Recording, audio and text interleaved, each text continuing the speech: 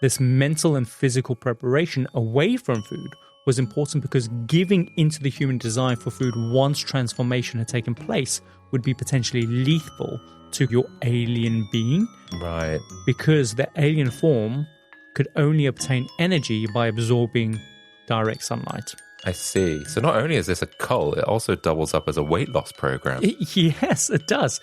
And if you sunned your bum, you'd just get more nutrients because more sunlight could absorb through your anus than it does through your skin. So a lot of the time they would just be kind of like face down, butt in the air, kind of sunning their bum. Are you serious? No, I'm not serious. God. I mean, it's a cult. Anything goes.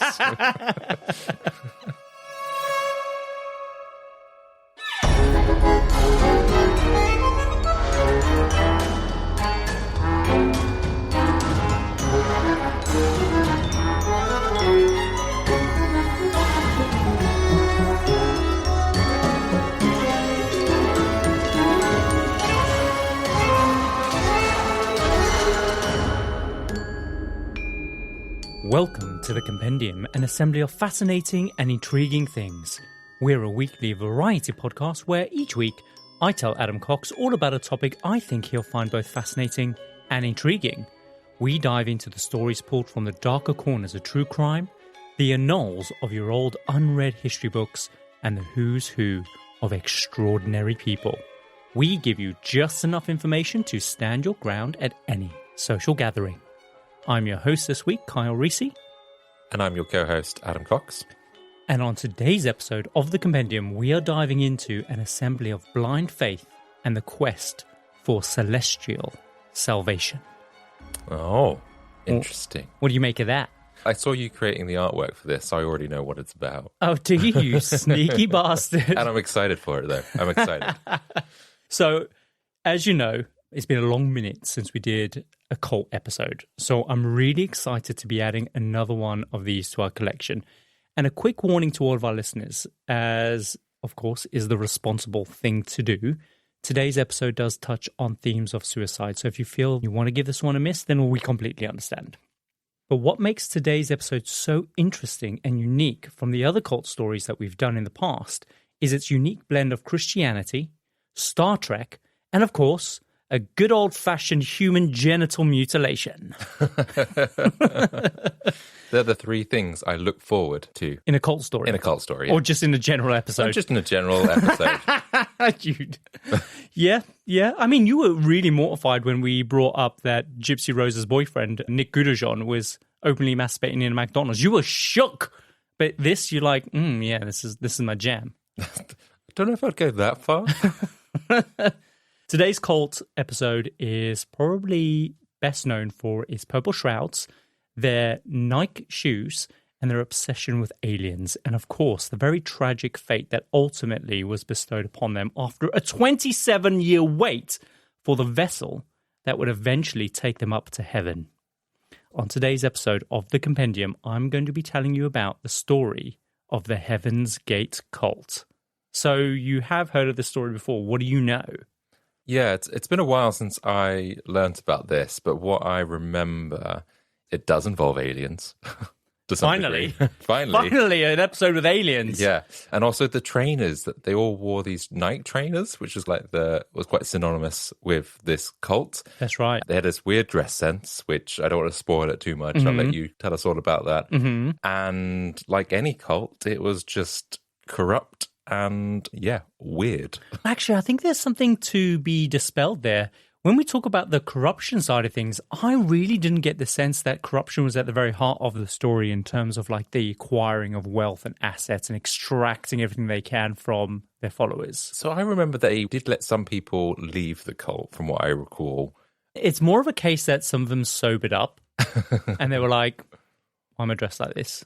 Do you know what I mean? And then they left. Ridiculous. Yeah, exactly. So yeah, they could come and go, but of course they still employed all the different tactics that you can imagine that a cult leader would adopt in terms of keeping people inside the cult by brainwashing them, telling them that there's no other alternative outside. If you want to go out there with the bad guys, the ones that are persecuting you and not believing you and ridiculing you for your beliefs, then fine, go out there. But what kind of life will you have? Do you know what I mean? Yeah. So in that sense, it's a bounded choice, right? It's wrapped up in this kind of manipulation. But yeah, it's a really interesting story. But also there's just so many fascinating facets to today's story. But one of the most interesting is the relics that it leaves behind. One of them being one of the oldest original websites that still exist on the internet even today. And that's heavensgate.com. And after all these years, people can still go and visit this website. And as far as I'm aware, it's become just this relic that's left over from the story, which I just find so interesting. Who's maintaining that website? That is the question, because someone must be maintaining it. Like, I want to know these people that are maintaining this website. Yeah, someone's paying that hosting fee every year. Yeah, exactly. Where's that money coming from? But I guess because it's become kind of part of cult history, and not cult as in a cult, like in just cult. Popular history. Yeah. Oh, yeah. Then I think maybe there are just people out there that are willing to keep it alive. Because still people want to join today, and I doubt it's because they want to join because, of course, what they believe. It's because it's such a famous story, right? It's such a relic of history. But why are people still want to join this cult rather than, I don't know, say the Jonestown cult, which is horrific? Well, because I don't think there's anyone left in the Jonestown cult, right? At the end of this story, there's still a lot of people that are still alive and they were left behind. But anyway, we're going to get into it. But before we kick off, as we do at the top of every episode, shall we do all the latest things?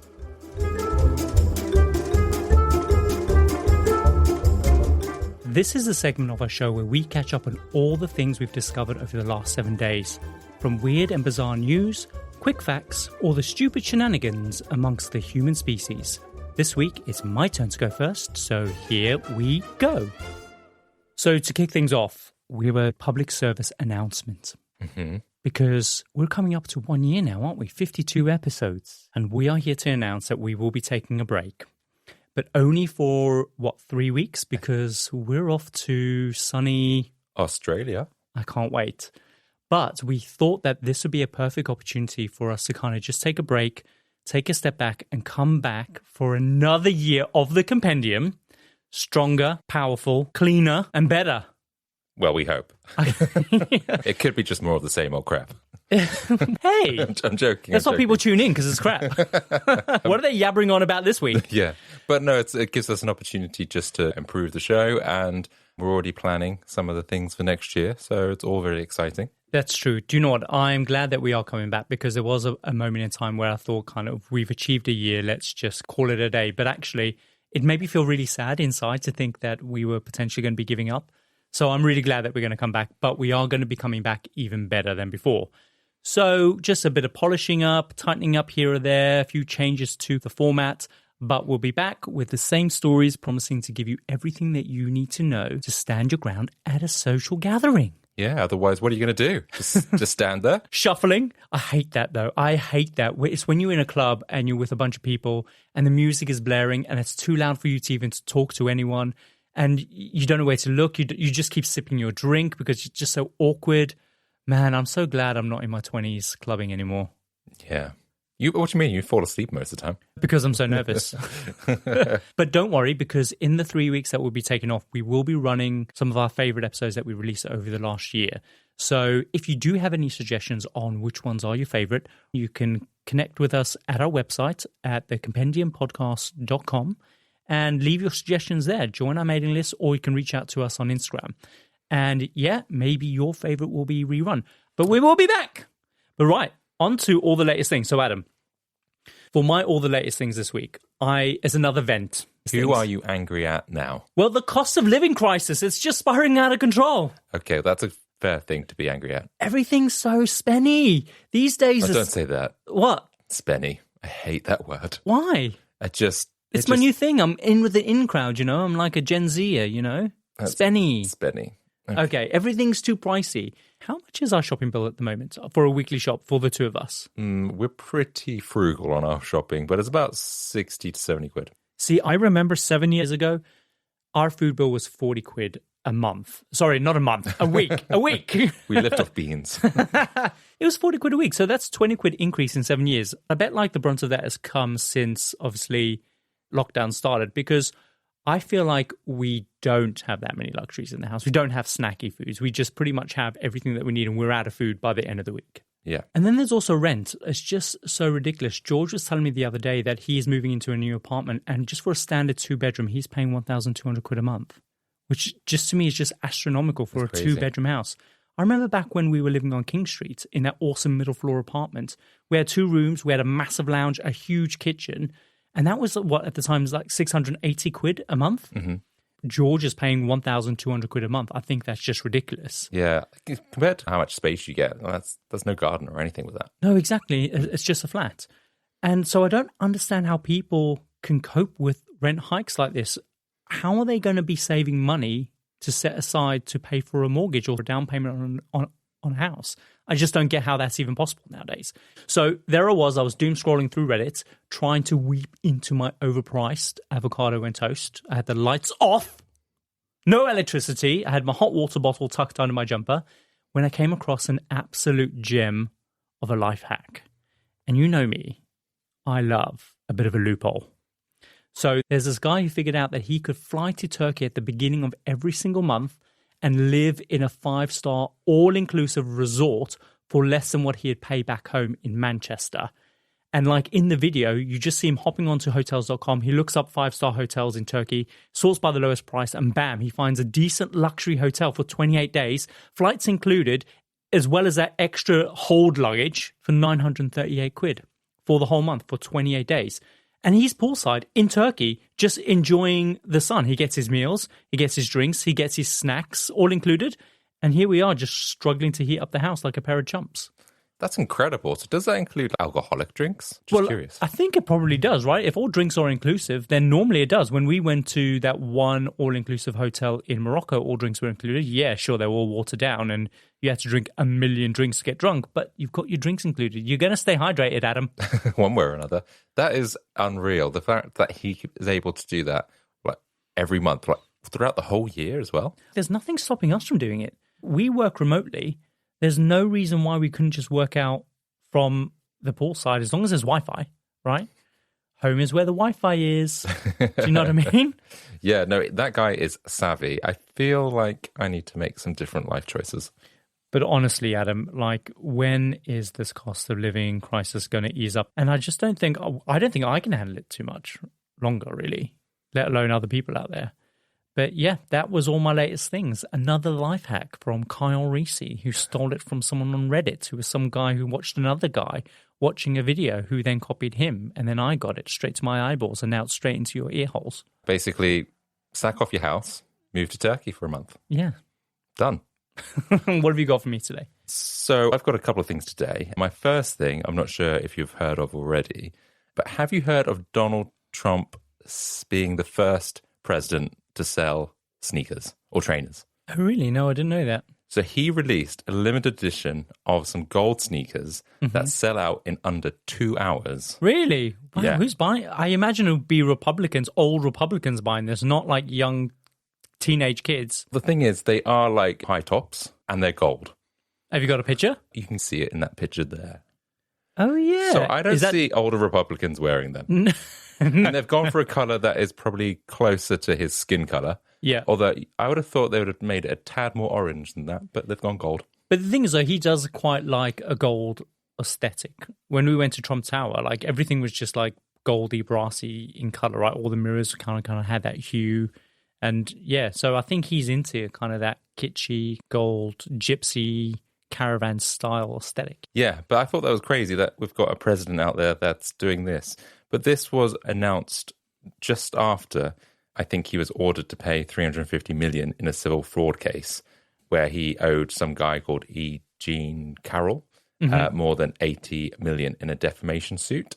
Was it a guy? Isn't she a girl? Oh, that might be actually. Well, yeah, I don't know. But anyway, this person. So I just thought that was kind of bizarre. And it's not the first thing he's actually sold. He's also sold digital trading cards. Oh, yeah. And stakes. Yeah, I remember about this. I remember the stakes, yeah. I remember the NFTs as well. They did really popular. Yeah. Yeah. I don't know. He's got his fingers in a lot of pies. I guess that's what a lot of millionaires or billionaires do, right? They just try to make a quick buck from anything. And he's got to cover the cost of this defamation suit. He won't pay it. He won't pay it. He'll get out of it. Yeah. Like, he lives in Florida as well. So, like, they've got some really strict homestead laws. But I imagine when you're rich, when you're ridiculously rich, you have teams of people that are employed just to protect your assets and to make you richer. So I'm sure there's something that he can do. Probably. Just like file for bankruptcy or something. He's done that before. Yeah. Yeah. So that's my first thing. And then my last thing is about a guy in Texas who has been caught stealing. Scandalous. He was wearing a kilt. Okay. And you don't wear underwear under there. No, you don't, because there's a reason he was wearing a kilt. Was he hanging things off of his knob? No, he was stealing. And the way that he would try and steal things was he would put them up his butt. Gross. What was he stealing?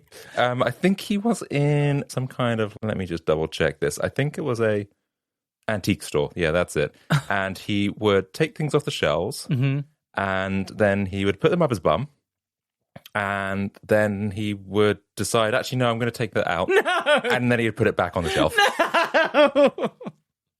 You're not doing that to steal things. That was probably the excuse. It's like, I was going to steal it, but then I just decided to put it back. He was sticking it up his bum for pleasure, and then he got busted, and using the excuse that he was stealing was the least embarrassing thing to say. Yeah, I mean, for sure. Yeah. He also said that some of the things that he had a look at were a makeup brush, an antique bottle opener, a tobacco tent can, whatever that is, and the total cost of the items that were up his bum, then out again, was around about $200. Shit. But they all had to be thrown away because obviously... You think? And they all conveniently sound like things that, perfectly fit up your butt. Apart from that tin can thing. Yeah, so he got arrested and it was all caught on CCTV, by the way. I reckon there's some kind of fetish weird thing going on. Possibly, but he's now been freed on a $100 bond. So if you're in Texas and you see a guy shopping with a kilt, then just be on the lookout. Yeah. Don't touch anything that he touched. Don't touch it! Can you imagine if you got your kid with you? Eric! Put that down! So what's that doing in your butt? I saw the man doing it, Mommy. No! You would think twice about, ever picking anything up again. I wouldn't go shopping again. Keep your anti-bac. That's one good thing about COVID, is it has encouraged us to use anti-bac. That's true, actually. Oh, that's disturbed me. I don't think I can carry on with the podcast. That's it. Let's just take a break from now on. That's it. So, the Heaven's Gate story, Adam. You ready? I'm ready. So, our story starts in the late 60s, early 70s, and it all began with a man called Marshall Heath Applewhite Jr. He's also from Texas. Oh. So, I wonder if he knows our little kilt man. So throughout Marshall's life, he went by Heath Applewhite. And Heath had grown up in a very religious family. His dad was a Presbyterian minister, and Heath's plan was to one day follow in his father's footsteps and become a minister of his own congregation. So straight off the bat, here we have the guy who has the seedlings to potentially spawn off the road and start his own cult. Yeah, he sounded like a slightly odd upbringing, and this is how he's going to take it. Yeah, and that's the thing, though. All these big cults typically start where they show kind of an aptitude for preaching and things like that. Yeah, and I guess they probably scare people at a young age, or those that are joining this, about if you don't do this, then you're not going to go to heaven. And it kind of creates this... So familiar with the tactics of a manipulation. I think so, yeah. I think it's that fear, isn't it? Because people want to be hopeful about an afterlife. Mm-hmm. But if you then instill, you have to do this, otherwise you'll never get there, then it helps coerce people. Right. Yeah, I guess so. So I guess it's true. The root of all evil is, of course, religion. So Heath goes off to study philosophy and theology at college, after which he meets his wife, Anne Pierce, where they get married at the age of 21, and they have a couple of kids, and ultimately he was leading the classic life that was expected of a young man from his background, right? But then in 1968, Heath decides that his life was no longer working for him, on account of him being a closeted homosexual. Really? Yeah, big old homo. And he decides that it was time to call quits on his marriage. So he put the whole idea of becoming a minister on hold, and he decides that his life would be more richly lived on the stage. And he goes into musical theatre. Specifically, he wants to be an opera singer. And by all accounts, he is really good, actually. Not like wearing chaps and going, yes. No, I think that's a product of the noughties. Oh, okay, fine. But so no yasses yet, but the 1970s gay equivalent of it, like YMCA. Yeah, there's disco. Yeah, but no, he's not doing that. He's actually he's really good. He's got this really rich baritone voice. But sadly, things don't really work out quite as he planned, really, because he doesn't really make it big as an opera singer. So he's struggling to find work and struggling to find a way to support himself. So he pivots to becoming a music teacher, which at first seems to be going really well, but then things start to wane as he started to find it really difficult to not sleep with his male students. He just kept getting caught and then getting fired, and this just seemed to be a repetitive trend for him. So progressively, to sum things up, amid his divorce, him failing to make it as an opera singer, his sexual scandals with his students, the constant firings, he was broke. And on top of this, he was also disowned by his father because I guess he found out about the opera. Right? Well, the opera is the reason why he was disowned, not those male students. No. What happens is that Herf then falls into a really, really deep depression, which compounds itself even more when he hears the news that his father actually dies. And the fact that he never got a chance to reconcile with him tips him over the edge. And it ultimately results in him being hospitalized for like what they call deep emotional turmoil. So he's really hit rock bottom at this point. So when he's in hospital, he meets a nurse called Bonnie Nettles. And they build up a really close friendship. Now, Herf will later tell people that he actually met Bonnie when he was just visiting a sick friend in hospital. But it seems pretty clear from the record that she was actually his healthcare practitioner. And this is where our story really kicks off, when these two meet. Bonnie was a few years older than Herf, and at the time, she was already married to her husband, Joseph. They had 4 kids together, and just like Herf, Bonnie was also from a very religious background and was starting to also go through her own bit of a midlife crisis, if you will. So the pair really bond over their similar upbringing and their relatable struggles with mental health. And in response to her desire to break away from her religious connections, she had started dabbling in kind of new age spirituality, like astrology, tarot cards, seances. She was mucking around with the Ouija boards, which the record shows you should never do. She's playing around with crystal balls and all kind of this Renaissance thinking that was so prevalent during kind of the 1960s and 70s. She was really into that. And the story goes that when Bonnie met Herf in hospital, she instantly recognized him as the man that her psychic had predicted she was destined to meet. That would change her life and elevate her to greater things.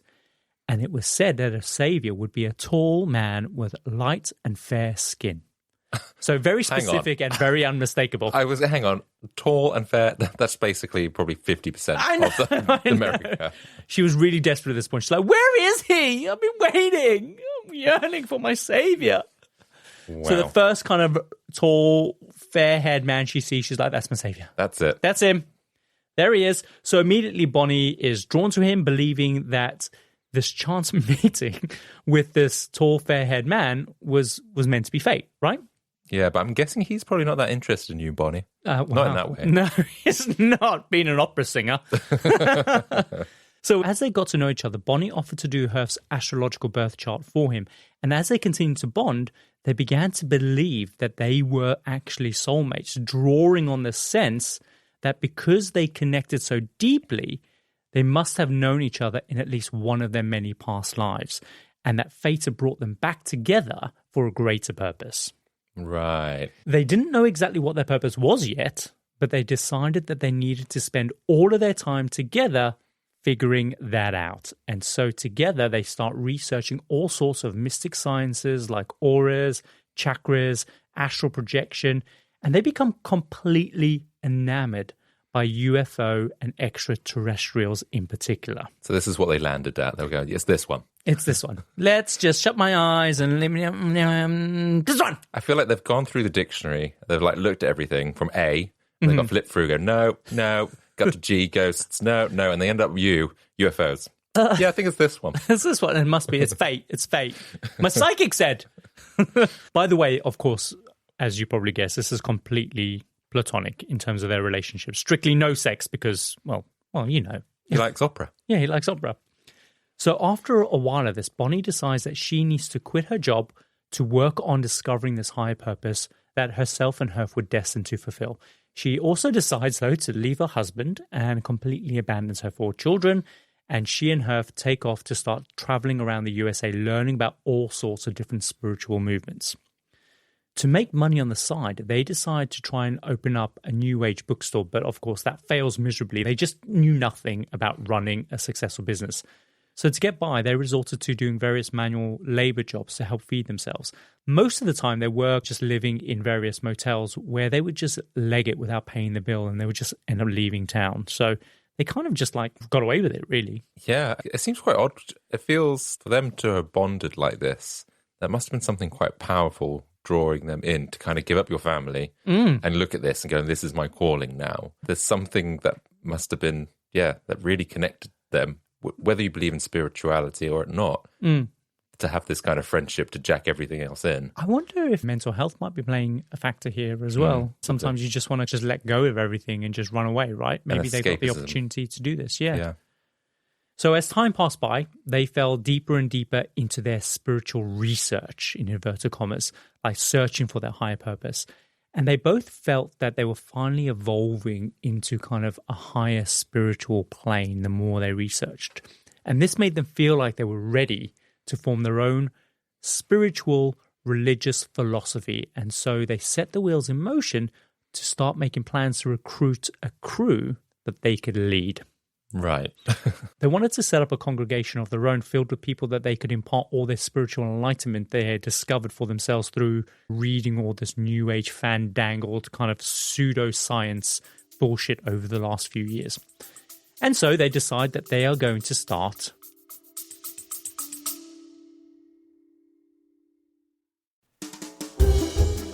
Hey, it's Kyle here. I've got a quick favor to ask you. If you enjoy listening to the Compendium podcast, there is one simple way that you can help show your support. Just hit that follow button in the app that you're listening to us through right now. This year, we're putting everything into making the Compendium better for you. And the only thing we'll ever ask you to do is to hit that follow button or leave us a review. It really helps our show more than we can probably articulate, and is the one thing that you can do to help us spend even more time with you guys. We really appreciate it. Now, let's get back to the show.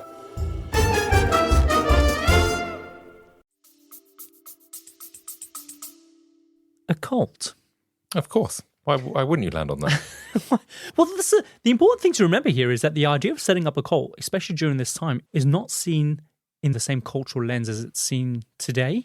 Like back then, joining a new religious movement, or as what we would often label as a cult, was seen as this kind of attempt to explore alternative lifestyles and spiritualities. So it was more about finding oneself, breaking free from the constraints of traditional society and exploring new realms of spiritual and personal freedoms. Yeah, and I guess they're not calling it, come join our cult. They're just talking about this is a movement. But they were. They were even referring to it as a cult. It wasn't used in the same, it didn't have the same connotations as it did. It would have been a cult, yeah. Okay. It's because of stories like this and stories like what happened in Jonestown that we became to associate the word cult with something more negative and sinister. Yeah, sure. You know what I mean? So when Bonnie and Herf decide to set up their own religious movement, they were looking to help as many people to achieve spiritual enlightenment as they possibly could. And I'm telling you now, they genuinely believe their own kind of hype and bullshit around this. And people did, because they invested so much time, right? So much time and effort into researching it. And there's so much literature out there that they just bought into it. I think the thing is, if you sometimes tell yourself, I've seen this with people, if you tell yourself a story or a narrative, so much so, you end up believing it, right? Yeah, for sure. Yeah, I get it. So they start traveling from town to town, usually hiring out the town hall for the day.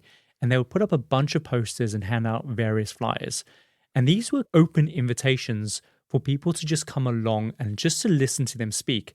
And their movement was ideal for anyone who would be interested in kind of learning more about UFOs and their true nature in the universe. So they start hosting these seminars, And they would then present their belief system in the hope that they would be able to recruit some students to come and join their movement. And the main focus of these seminars was UFOs and ancient aliens, which at the time was super popular. And the structure was that they would start by first introducing themselves as the two.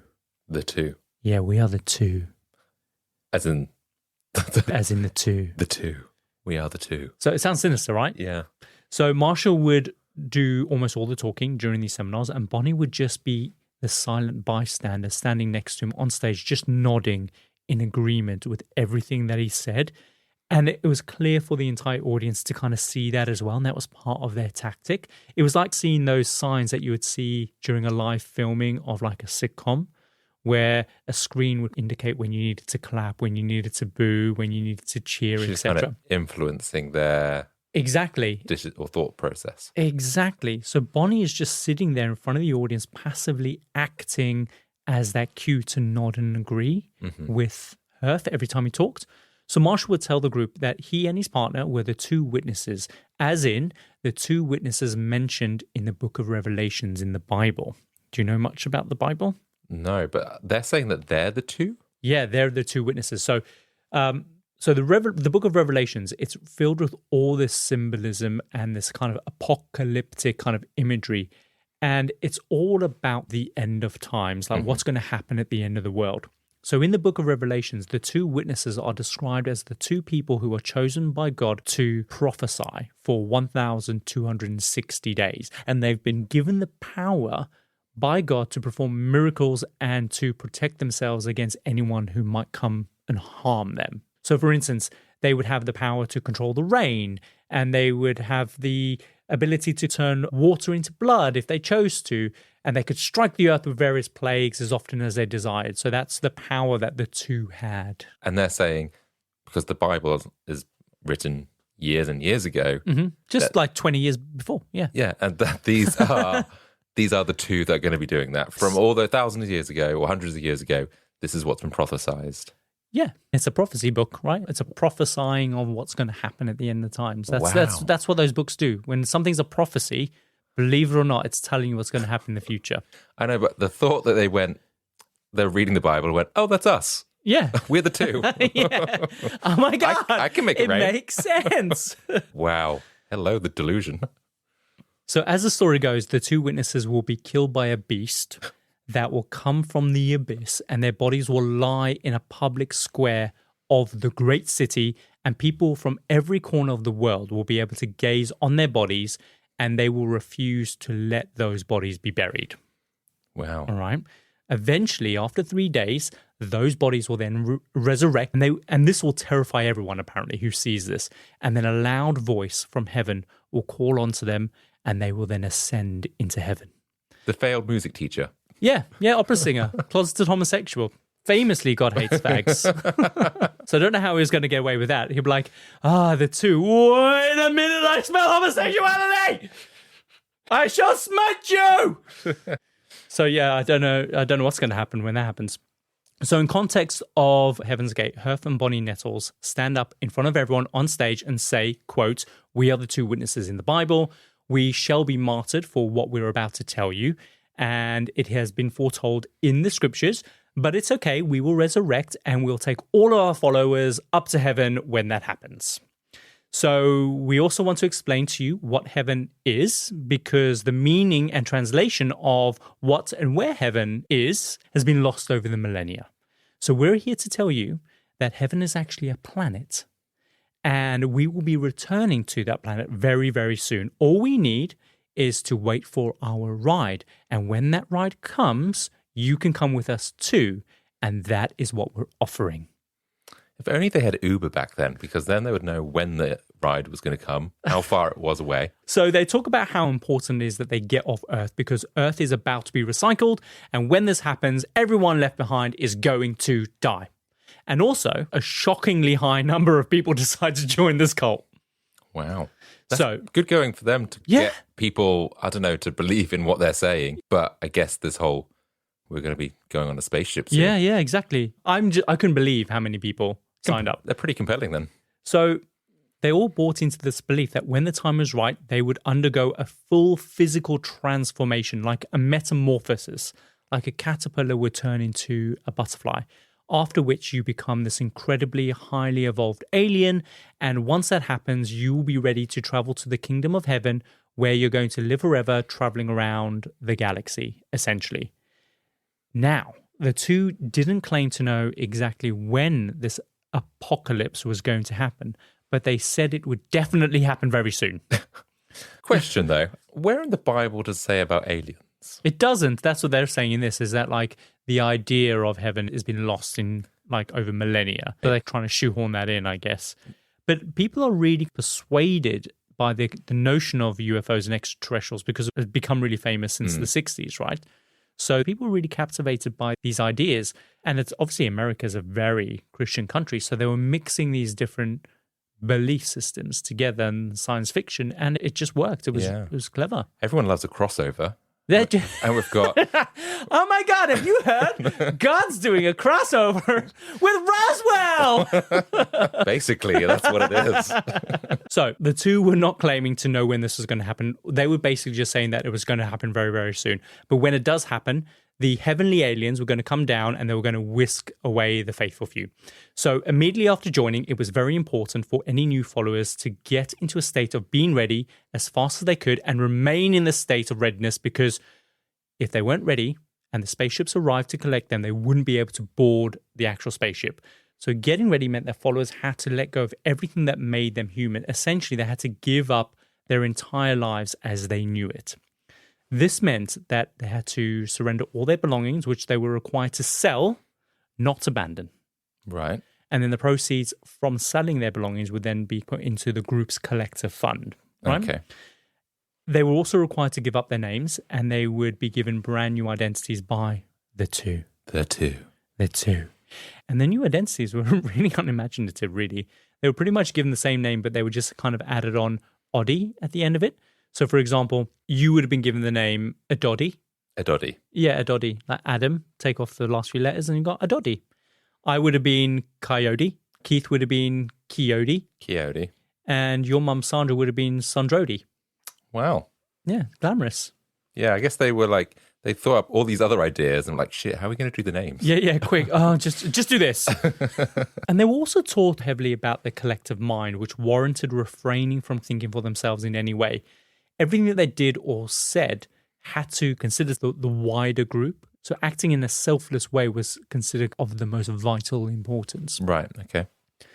And of course, as we've seen with a lot of cults, members were also required to cut off all connections to outside family, friends, or anyone that they were attached to, including their children. So it's a huge sacrifice. And shockingly, a lot of people were happy to do it. Yeah, wow. So you have to say goodbye to your kids in order to be in this cult. Bonnie did it. Oh yeah, of course. Yeah, she started this whole thing. Exactly. Yeah, and a lot of people did. They gave up their family and friends and their parents, all sorts. So it's shocking. The cult also eradicated the concepts of sex and gender, which meant that all physical sexual contact with others or with yourself was completely forbidden. With yourself. With yourself. The justification was that sex was a very human kind of weakness, and that as higher level aliens, sex was completely unrequired since they were all immortal, and so they would just never need to reproduce.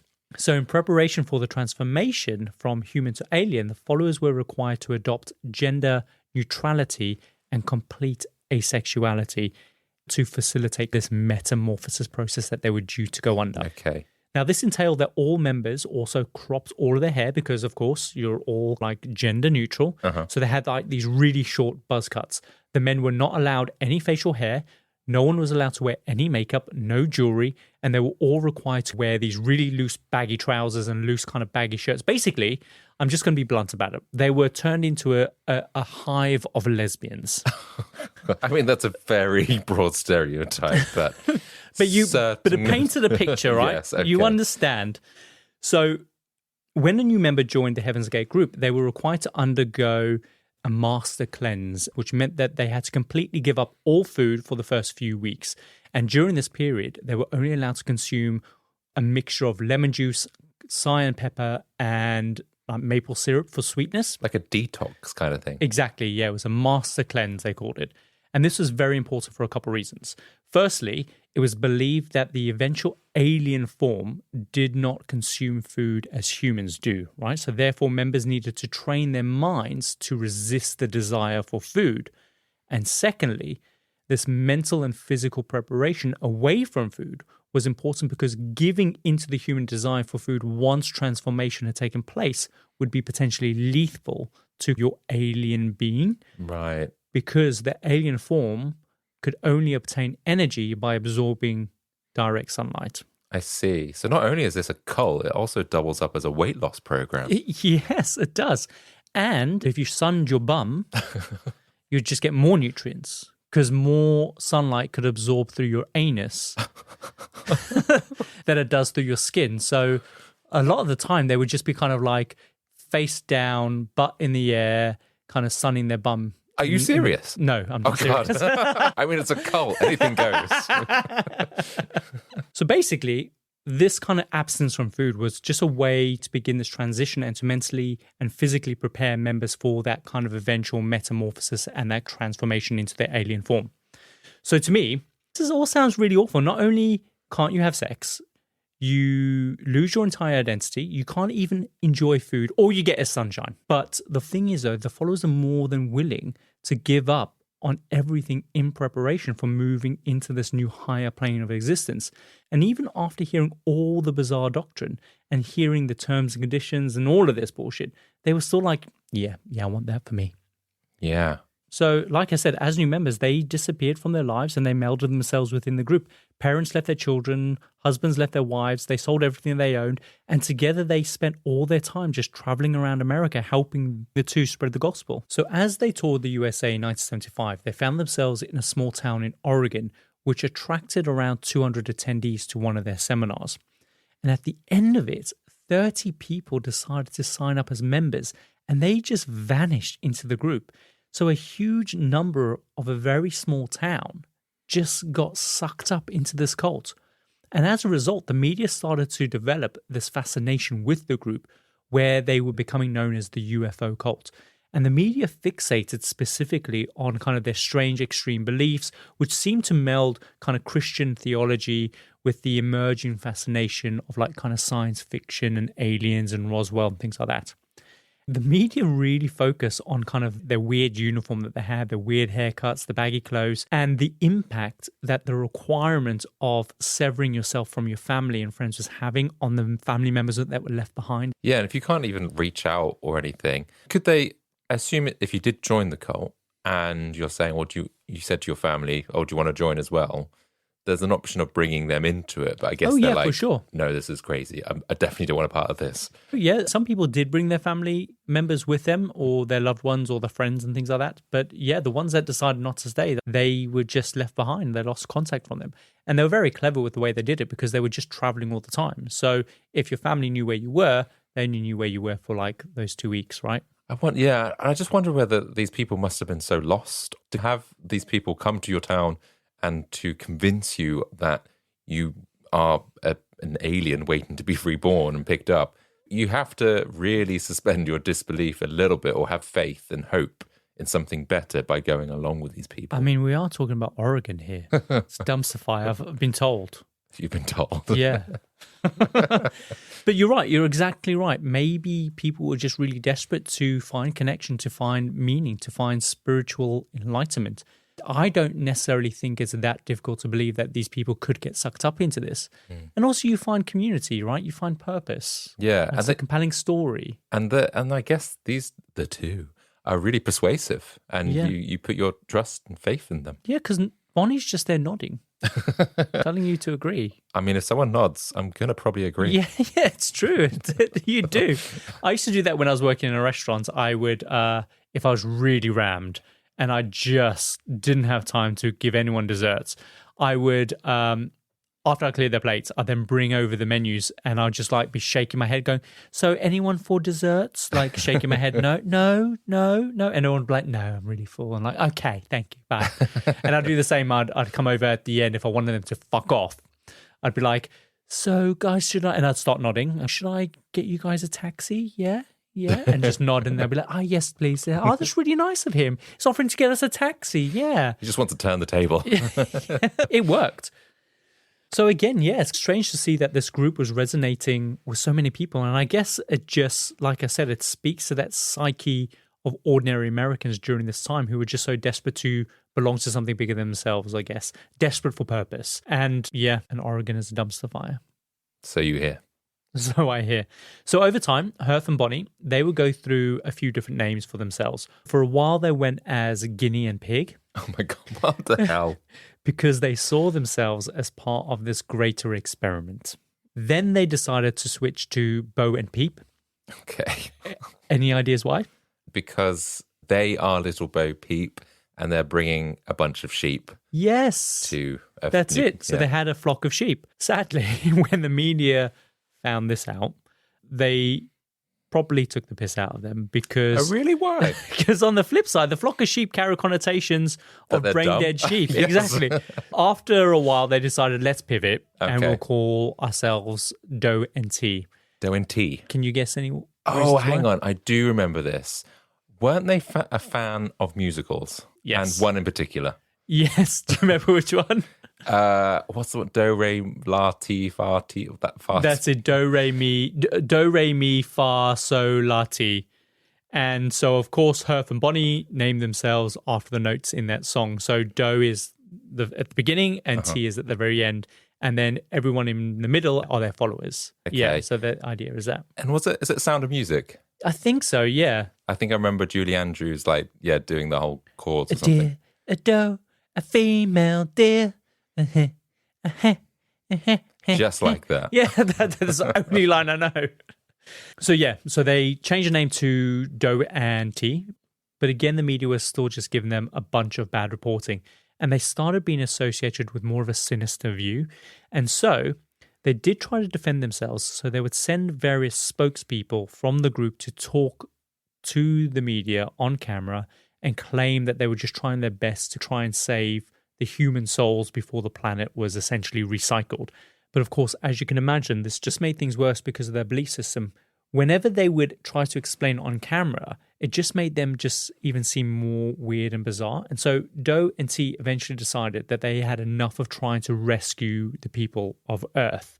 And they argued that the world's ingratitude towards them had just ended up wearing them down. So the group stopped doing public seminars and they just decided that they were going to go underground and just focus on the core group that they had. They were done.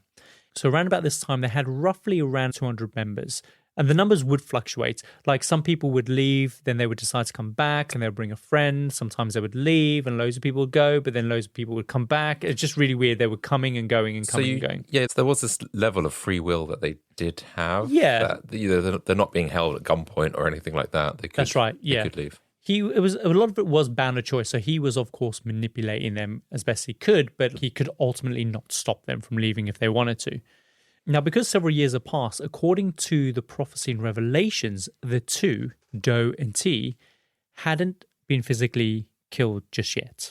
Oh, yeah, that's right. They should die. Exactly, as the Bible predicted. They explain this by saying that because Revelations was filled with lots of symbolism and metaphorical imagery, that their deaths, as prophesied in the Bible, was actually a metaphorical martyrdom that they had experienced at the hands of the media, right? Oh. And this was convincingly explained because part of the prophecy was that the entire world would be able to look upon their bodies. And so through the power of media and television, this was actually true. Wow. It's like they're making it up as they go along. Yeah, they're making it fit. And so as the prophecy goes, following the martyrdom, the day of reckoning would follow soon. And so that meant that the time was very, very close. Right. So they need to hail a spaceship. Exactly. They need to get more serious. So as a result, they step up their preparations. And this meant that they had to become very, very strict with the rules. They implemented a strict no drug and no smoking, no alcohol policy. And immediately 76 members decided to leave. I know, I'd be out. Yeah, no alcohol. This is like a holiday up until this point. I'm shocked that they weren't allowed food, they weren't allowed sex, but they were allowed drugs and alcohol for a long period of time. Yeah. That's weird. I would have given up way before then. Yeah. So I guess banning alcohol was a bad move on Doe and T's part because remember, this was the 70s and the 80s. So to be receptive to a lot of these ideas that are being pushed by the cult, you were probably already smoking something anyway, right? So I guess a bunch of them just sobered up. They looked in the mirror and they were like, why am I dressed like a lesbian? And then they just like, I'm out of here. And they just left. Mom, I'll be home later. And also a lot of the families, they did try and keep in contact with them in the hope that they could persuade their loved ones to just snap out of it. But because the group were just constantly on the move, it was just difficult to keep up with the group. Some of them did try to send out deprogrammers to try and rescue family members, but most of these attempts were just pointless. Like, it just didn't work. So towards the end of the 70s, some of the members of the group kind of came into quite a significant amount of money, which meant that this money found itself being funneled into the cult purely by kind of their own choice. Because, of course, they wanted the cult to do well. So they surrendered that money over. And this meant that they were able to up their living standards. So they moved into some pretty flash houses. But even though their living quarters saw an upgrade, life was still pretty miserable. I was going to say, wasn't the whole point to get rid of your humanity? And then you're like, oh, but you can do it in this nice penthouse. Yeah, I guess it was more about the space, right? So they could be together in a more comfortable kind of environment. But like in terms of food, sex, alcohol, drugs, and all these different things, and giving up clothing and fashion was like still off the table. What if Doe and T are like having it large in their own room, their section, with the drugs, the alcohol, and the food, and there's everyone else starving? Yeah, that's it. I would be so mad. I'm leaving. Be back in a week. So yeah, just they were living in this big house. Everyone was still starving. Everyone was incredibly horny, and everyone was really extremely sleep deprived as well. So one of Doe and T's techniques is controlling the class. They call them the class, by the way. Right. So one of the techniques was to keep everyone really busy for pretty much every single moment of the day. And just like we saw with kind of Jonestown, this was to eliminate any opportunity that they had to just stop and think and reflect. And question why they're here, essentially. Exactly. Everything had to be a procedure. Like they would take basic day-to-day functions that you would never think twice about doing, and they would prescribe these kind of really complicated processes to it to help you focus your mind on the task and nothing else. So for instance, brushing your teeth would be very precise in terms of the process. Like they would dictate the exact number of strokes back and forth, the exact amount of toothpaste to use, and they would make like this whole ordeal out of making your beds down to the kind of the most minuscule detail. And like even preparing food, like the small food rations that they have, like that was a huge operation in terms of preparing that, weighing everything out, being really meticulous with it, portioning it out, etc. Right. And literally everything was dictated for them. So they had no creativity, no decision-making kind of ability whatsoever. Nothing that would potentially lead to kind of free thinking. Right. And also because a bunch of the members were struggling to keep their hands off of themselves, right? Or because, of course, remember, all physical contact was completely banned.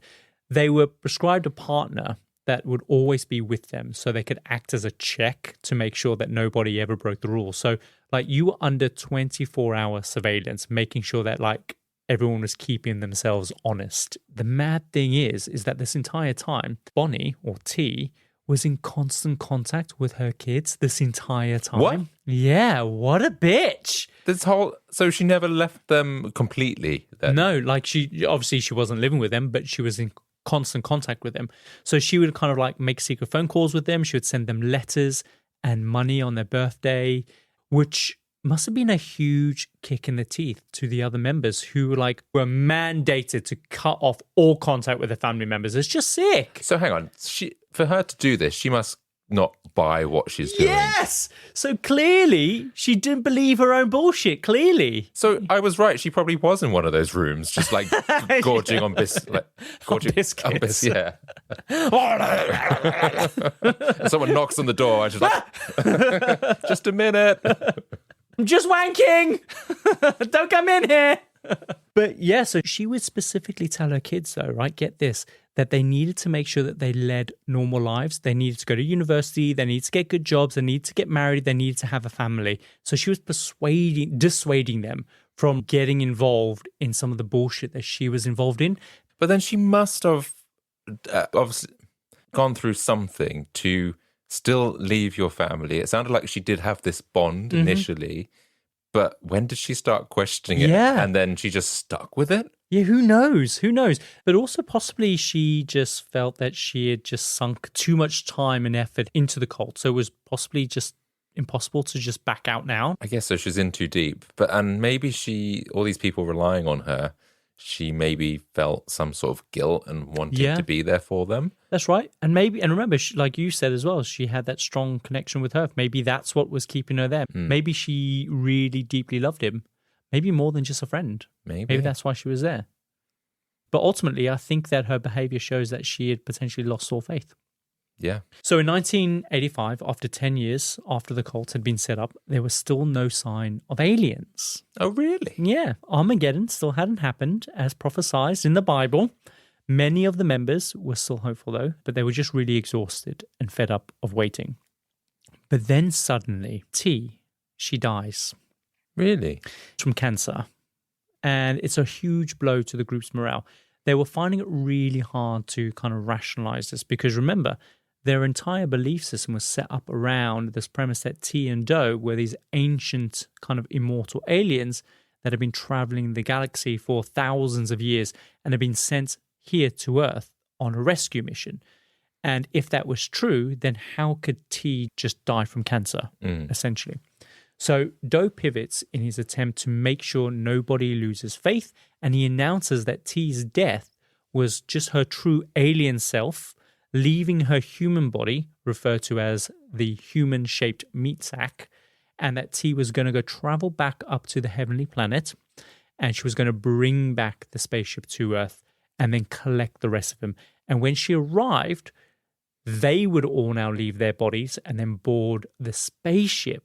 So the story has changed, and that's significant because it was almost a complete rewrite from what they had been told before. It was no longer a case of this kind of chrysalis moment where they would kind of like metamorphosize their current body into their alien body. It was now going to be a case that they would leave their current body and then go up in spirit to the spaceship where they would then be able to enter into the alien body. So it was like a transfer of a spirit almost, if you will. Bullshit. Bullshit. But, I mean, yeah, it works. They believe it. So to solidify their new understanding, Do decides to invite all members of the group to show their devotion to him by marrying him in a mass group wedding ceremony with every single member of the cult all marrying Do. And so during the ceremony, they're all just given these weird, tacky gold rings. Essentially, every single member of the group is now married to Do. I just think, okay, fine. He's fooled them for this long. What's a fake wedding? Yeah, exactly. It's hopefully going to be soon now, right? Like T must be coming back on that spaceship. Yeah, is he given like a timeline on that? It could be anywhere between 5 and 50 years. They wait 27 years. 27 years? Yeah, they're in this group for 27 years. Oh my God, think of how much more fun they could be having. Yeah, think of all the wanking. Well, I was just thinking food. Oh, holidays. And food. Yeah, food. Spending time with people you like. Yeah. I wasn't thinking about wanking. Okay. So are you ready for the gross bit of the story? I think I know where this is heading. So obviously the number one rule of getting into heaven was the enforcement of a strict no-cum policy. Well, this was becoming a really big issue for some of the members, especially the guys. And I mean, it was always a problem, but now it was getting a lot harder because having a check partner with you 24 hours a day was making it really difficult for you to just nip behind the curtain and rub one out. And this meant that the whole house was just being plagued with boys having constant wet dreams. It's like a teenage, I don't know, like bachelor pad. So they decided that they needed a solution to this, right? And after some time, the most obvious solution was to just remove their balls. Obvious, yes. So the idea was floated. Around the group, and more than a dozen opted to have their nuts chopped off. I mean, I question these people because what they've done, but sure, if they thought that was the best thing that they should be doing right now. So one of the members was previously a nurse who had assisted during surgeries before she obviously kind of quit and joined the cult. So because of this, they elected her as being the person with enough experience to kind of like just do it. Hang on. So she's assisted surgeries? Yep. Castration surgeries or just surgeries in general? I think just maybe, I don't know, vasectomies. I don't know. Fine. Yeah. It feels very much like I watched a YouTube video. How hard is it to put a roof up or whatever? Do you know what? It probably is something like that. She probably was just like kind of like, I wasn't quite. I was a receptionist. Yeah. Yeah. I used a scalpel to. Yeah, open up a letter one time because my letter opener was like just over there. So what's Yeah, I got this, and she was like, I've got this. Right. So surprisingly, it doesn't go well. First of all, the guys were all going to be awake throughout this entire process. And they didn't have anesthesia, so they were going to feel it. And secondly, everyone was free to watch the entire process. No. And the plan was that the nurse, in inverted commas, would simply slice open the ball sack, pop out the testicle, slice right through the connected tube, and somehow clamp down the tube, and then sew that sucker back up. And when that happened, the bag just kept filling up with blood. And so the first volunteer just almost bled to death. Gross, eh? Gross. Almost bled to death. Almost bled to death. The other guys that were watching were like, I don't want that. Yeah, like, I'm gonna. Yeah, one of the guys was like, I almost threw up, and the 4 of the other 12 were like, no thanks, I'm like backing out. I'm not doing this. But 8 of them were like, okay, let's go through this, but I'm not letting Nurse Ratchet anywhere near my nuts. So they arranged to hop across the border to Mexico to have an actual professional do it. And apparently, none of them regret it. Even the guy who almost bled to death, he was like, yeah, I'm glad I did it. How terrible. So then time marches on, and now we're into the 90s. Okay. Still, T hasn't shown up with the spacecraft. Shouldn't she be here by now? Yeah, she should be. Like, heaven's not that far. So, like, by the 1990s, a bunch of high-profile, kind of notorious cults had seen kind of very public ends to their organizations. Of course, we've already seen, by this point, Jonestown. Mm-hmm. They'd also seen a couple instances where the government had tried to intervene and shut down some of these cults that were considered dangerous at the time. And so, the members of Heaven's Gate started to become more and more paranoid and fearful that they were going to be either persecuted or shut down by the US government. Also, it had been years and years, and there was still no sign of salvation on the horizon, right? T hadn't come back, and so many started to question if Doe was actually just a charlatan. Mm-hmm. That was until July of 1995, when 2 astronomers observing the night sky peered through a telescope and spotted an enormous celestial body that had not been seen by Earth for almost 2,500 years. This was the Hale-Bopp comet. Oh, okay. And it was hurtling towards the Earth at 100,000 miles per hour and would approximately come within 122 million miles of Earth, clearly visible in the Northern Hemisphere for the next 18 months. So this was a pretty big deal and very big news all across the world, because for a certain period of time, you'd even be able to see it during the day. Do you remember the Hale-Bopp comet? So 1995? 1995, yeah. I was 8, so no. You don't remember it? Not at all. I would have remembered it. I think 1996, around about that time, was when I had very clear, vivid memories, but I wouldn't have seen it because it would have been the Northern Hemisphere. But I remember very clearly hearing and remember it being reported on the news. It was huge. I was probably watching Power Rangers or something. Oh, God's sake. You needed to get a day job. Even at 8. At primary school. That's my job. I'm a primary school kid. So, of course, like when the Hale-Bopp comet came about, it didn't take long for a bunch of crackpots to start asserting that the arrival of the new comet actually meant something way bigger. Because when these people studied the available photographic images of the comet, there was very clearly something trailing behind within its kind of slipstream. That's the kind of little tail that it has. Yeah. And that something was actually a spacecraft.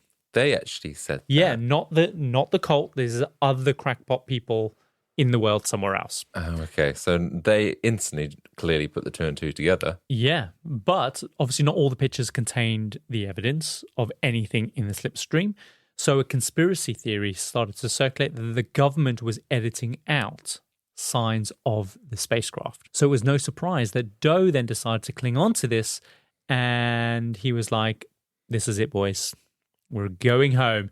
And he was like, T has finally arrived to take us to heaven. And of course, the conspiracy that the spacecraft had been edited out by the government was just another attack on their mission as kind of these martyrs that would be kind of persecuted by the media, further just proving their prophecy, essentially. Because I was going to say, like, how has Doe, like, because he's come up with this whole religion and cult, and fair enough, he believed in it, whatever, but he's had to, like, pivot the story so many times. And for him, I was just going to say, like, how did he go, oh, that's a spaceship, but because someone had said that in the news, this made him believe this reality he's conjured up. Yeah.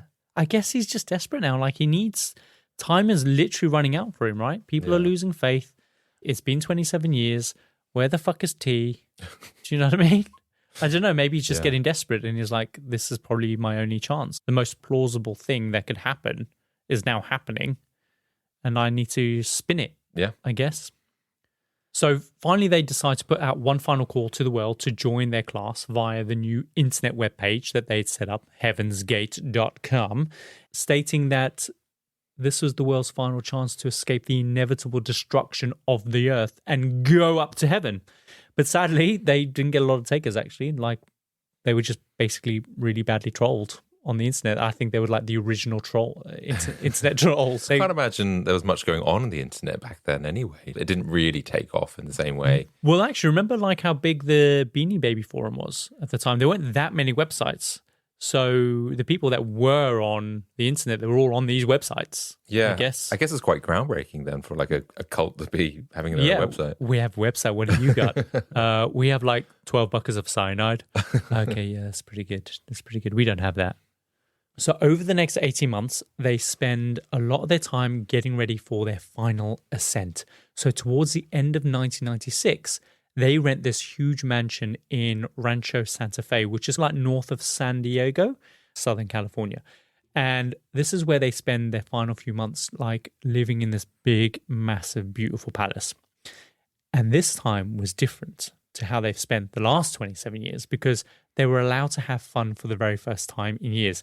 They went on a bunch of trips, like they went to SeaWorld to see Free Willy, right, in San Diego. They went to a trip to Las Vegas, and they went all out for their Christmas celebrations because they were allowed to eat. And also, the rule about not having any personal possessions just went out the window because when Christmas came around, they were all just splurging, just giving each other gifts. And the reason why we know all this happened is that the class documented all on videotape because they wanted to document the final few months. And they spent the last 3 decades trying their best to not be human. So to them, this is like they'd earned the right to spend the last bit of time that they had being superhuman. You know what I mean? Of course, no sex, though, because like half of them didn't have any nuts. So yeah, it still doesn't make sense. It feels very hypocritical. It does. Because you've told someone when they first join that they got to drink this weird honey tea shit for 2 weeks because you've got to get used to like not eating because when you become an alien, you can't eat. Yeah. But then just before you become an alien, splurge. Go exactly. on, binge eat. I guess because they've also changed the kind of the narrative that you no longer transform into an alien, which was the reason for giving up on the food, right? Right. But then why did that not ring any bells? I don't know. It's weird. Messed up. It's really messed up. But these people believed it. So in March of 1997, just as the Hale-Bopp comet passed closest to Earth, coincidentally, this was around about Easter, which in the Christian faith was all about rebirth. So the timing couldn't be more perfect. So all of the members filmed their exit messages and they would take turns talking directly to the camera, saying their final goodbyes. And you can see all of this footage on YouTube. And they're just filled with kind of these people talking really emotionally about how excited they were to be going home. There were some members of the group who decided that they were actually going to stay behind on Earth so that they could continue to spread the gospel. Again, this is also why we know about so much that has happened, because after all this kicked off, they were there to tell the story. But really, I think these people are like, yeah, I was just here for the drugs for a while. Yeah. And then you got me sober, and then I realized I need the drugs to function. And I was so infunctional that I just couldn't leave. I just didn't want to go back home. Yeah, I couldn't be bothered. The washing up was still there. Yeah. I hadn't taken out the rubbish. That makes sense. So people chickened out, basically, because I thought the world was going to end. Mm-hmm. But they've gone, oh, don't worry, I'll spread the word. And like, but there isn't going to be a planet. No. But, for the remaining few days, I'll let people know. Yeah. Just in case they still want to join. Yeah. In case there's going to be like another taxi in 50 years. Now that I hear some of your perspective, I just don't get it. I thought I got it. Yeah, I will. I think I'm pretty good. I don't think I'm going to ever join a cult. So in the video, they try their best to just reassure their loved ones from their previous lives that they knew exactly what they were doing and that they'd chosen this and that they were not being coerced in any way. But the thing is that while the class are filming their final goodbyes, you've got to remember that Doe is behind the camera the whole time, right? So like once you've said something in front of somebody else, like you're far less likely to renege on that. Like a lot of what they were also saying on camera was word for word what Doe had been telling them over the years, and they were just parroting that on camera. So brainwashed. Yeah, for sure. So these messages really showed the dependency that they had on him. So I don't think that they had really any free will, even though he maintained the illusion that they did. This was a bounded reality that they were kind of living in, with this kind of closed world where their perspective and perception of what was happening was highly controlled and doctored. Yeah, and I guess if you're quite susceptible to this, maybe it is those that are a bit weaker willed, if I can say that, that would be, I don't know, they're not going to challenge it. They're just going to go along. Whereas some people clearly did challenge it and go, no, I'm not going to get castrated.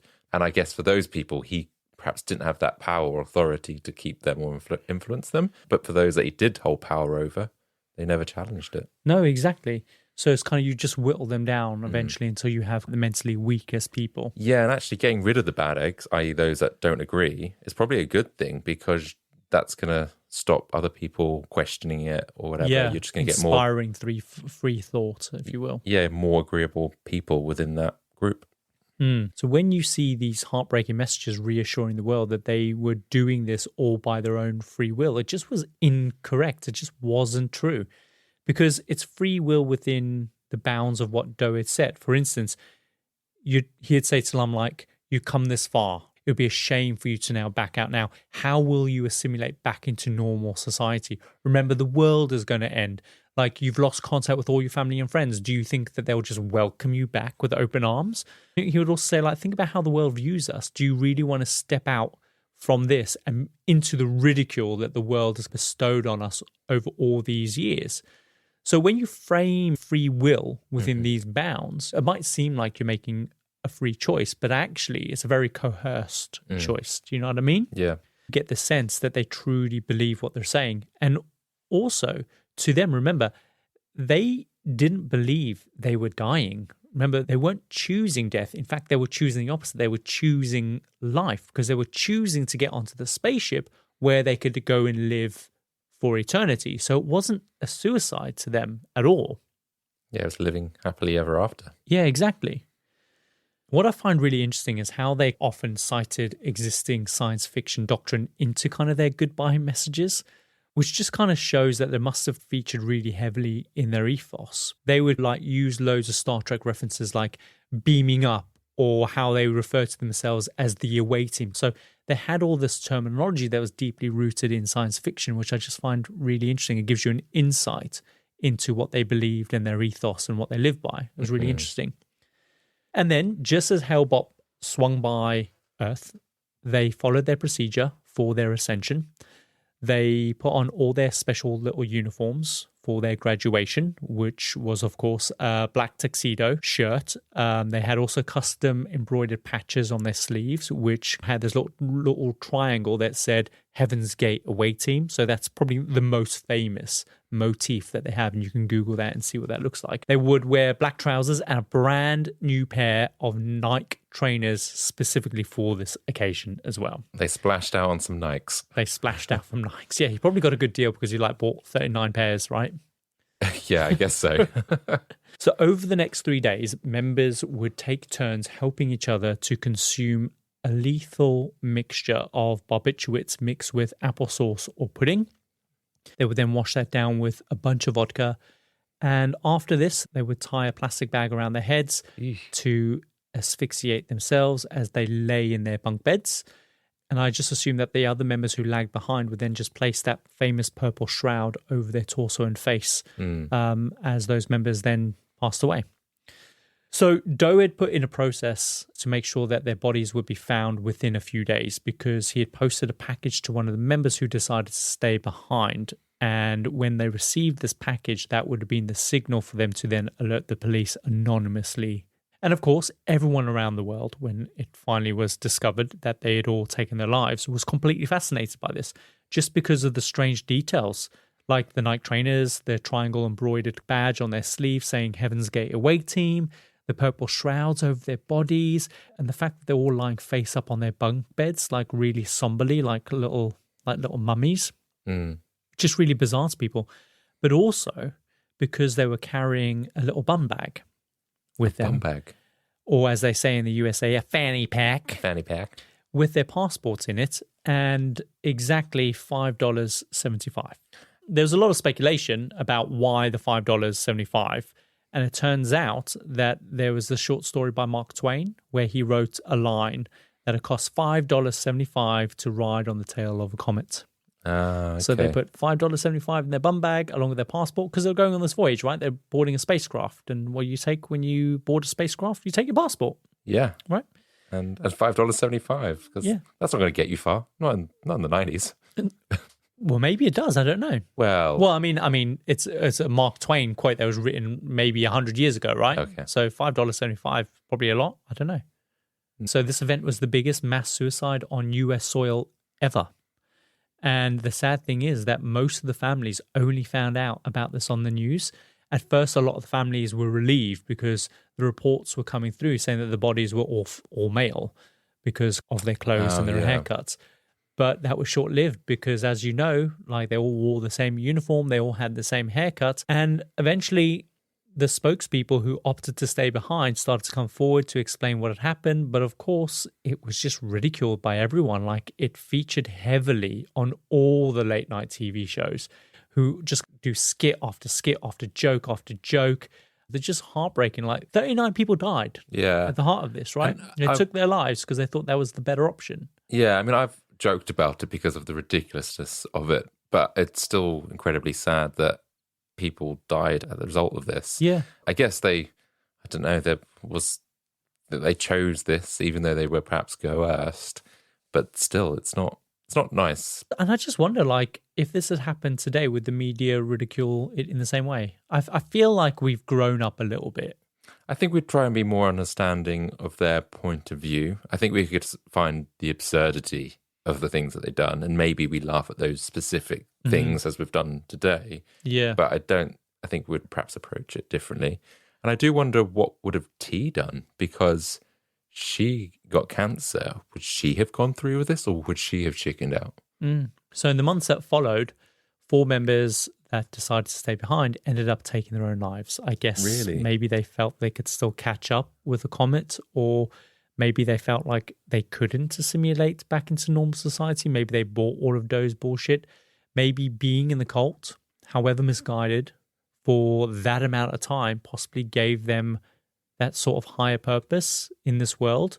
And now that was gone. So maybe they felt that the only option was to just take their own lives. So who knows? We'll never know, I guess. Did they do a similar sort of thing with the goodbye message? Yeah. They tried their best to follow that procedure, wore the same uniform, same bum bag with a $5.75, and they just went ahead and took their own lives. All these years later, there are still people who consider themselves still part of Heaven's Gate, even today. And there are people that believe that Doe and T and all the rest of the class are on the heaven planets. They believe that they're there now. And many of them regret that they didn't act when they had the opportunity. Sadly, Hale-Bopp comets won't be coming around this way again until 4,397. Yeah. So it's a long time that you got to wait. But then the world was also supposed to end, right? So the fact that the world hasn't been recycled should give you the vindication that you need to go, vindication. I did see, because you're right in terms of people are still fascinated, and something I came across, because I could always remember the trainers, the fact they all were wearing night trainers. I don't think they got any sort of negative press at the time. Or that You can buy them. But yeah, or can you buy that particular model? Yeah, I think they're called Nike Decades or something. I think it's Nike Decades. So I wondered if they discontinued it, because I could see that people were trying to get an old pair and then bringing them back to life in order to try and have a pair of Heaven's Gate trainers. Wow. But yeah, perhaps they brought them back anyway. Yeah. Crazy, isn't it? Yeah. And that is the story of the Heaven's Gate cult. So if you are interested in learning more about the story, then there's loads of stuff out there. Like there's a 4-part documentary called Heaven's Gate, Cult of Cults. And in it, they show some really incredible footage that they've used from some of their exit interviews. There's footage of some of the seminars that they hosted when they were recruiting people in the early days. Of course, lots of news footage from throughout the 20-year kind of history leading up to the suicide is all in the documentary as well, including interviews with people who were members of the cult and also their families as well. So it's really interesting to get that insight from them about what went on. There's also a really great 9-part podcast series called Heaven's Gate, and it goes into a lot of detail from the very beginning right up to the very, very end. And of course, there's the Heaven's Gate website, which still exists and is still actively recruiting members. But they haven't really updated it in regards to the styling, and I think that's possibly because like it's still been stuck in the 90s, acts as the relics from the earlier days. Like it's important that it maintains its old kind of timely style. I don't know.